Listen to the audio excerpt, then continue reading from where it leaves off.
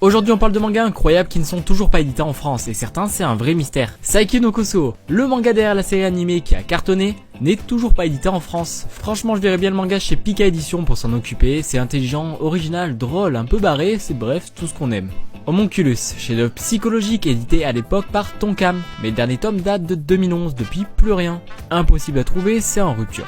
Bref, une réédition serait juste indispensable selon moi. En restant dans le même cas, on va avoir Ichi the Killer, publié chez Tonkam, avec le dernier tome en 2012. C'est ultra violent, dérangeant, culte au Japon et toujours introuvable chez nous. En quatrième, Jigoku Sensei Nube.